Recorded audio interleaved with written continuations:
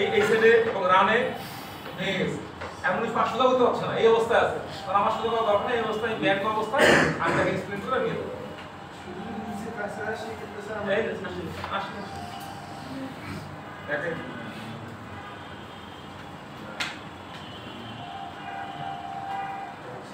এখন একটা জিনিস খেয়াল করবেন, দেখেন এখানে একজন ফার্স্ট এইডার পায়ের একটা ইয়ার মধ্যে প্রেসার পয়েন্টে হাত দিয়ে রেখেছে।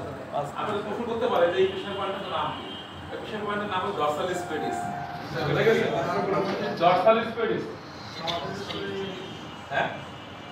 26টা প্রেসার পয়েন্ট আছে। হ্যাঁ। এইগুলো কিন্তু আপনার সবগুলো নাম দরকার নাই। দেখেন এখন মনে করেন পা ভেঙে গেছে কিন্তু আপনাদের আপনি বাসা বাড়িতে এই ধরনের শক্ত জিনিস আপনার নাই, তাহলে আপনি কি করবেন? ইম্প্রোভাইজ। আপনি কি করবেন?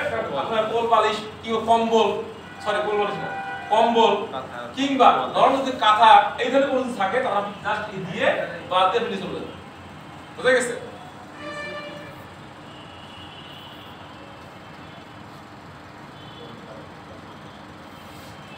সবচেয়ে মজা হলো এই ফুল বইটা, এইটা একটু ঝামেলা। দেখেন এখানে যদি আমার এই রান থেকে শুরু করে এই পায়ে এবং দেখা গেল আমার হিপ জয়েন্টের কোনো সমস্যা হতে পারে, যদি সমস্যা হয় সেই ক্ষেত্রে আমরা সাইজ অনুযায়ী আমরা কি করব?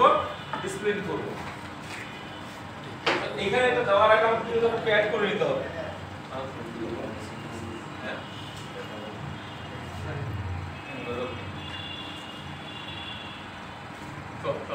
একটা জিনিস খেয়াল করবেন, একটা মানুষ যখন শুয়ে যাবে, যেহেতু আমরা ধারণা করেছি তার হিপের সমস্যা আছে, এমনকি স্পাইনাল আঘাত পেতে পারে, পায়ের ফ্র্যাকচার হতে পারে, এখন তাকে যদি বেশি নাড়াচাড়া করতে সে কি হবে? কষ্ট হবে, তাই না? তাহলে এখন দেখেন আমাদের জয়েন করতে গেলে পা থেকে মানে হিপের নিচ থেকে পা পর্যন্ত কয়টা বাদ দেওয়া আছে? 4টা, মনে রাখবেন। আর হিপের উপর থেকে চেস্ট পর্যন্ত 3টা, এই 7টা বাদ আপনাকে দিতে হবে।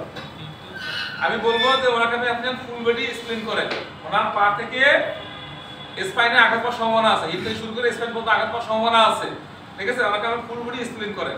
কিভাবে স্প্লিন করবেন? তো প্রথমে আপনাকে করতে হবে কি, ওই যে বাদ দেওয়ার জন্য আপনার এই যে এই ইয়েটাকে সিলিংটাকে প্লেস করতে হবে।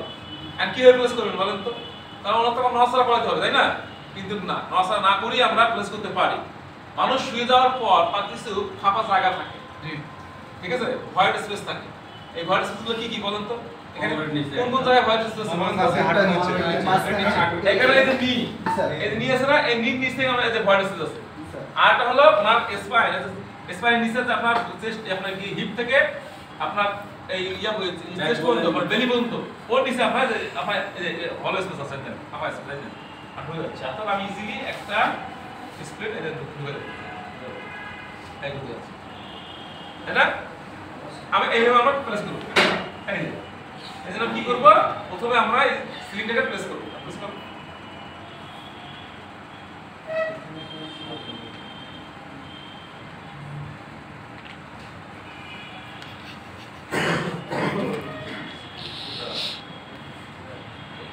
ভিকটিম বারবার উঠে উঠতে কি অবস্থা?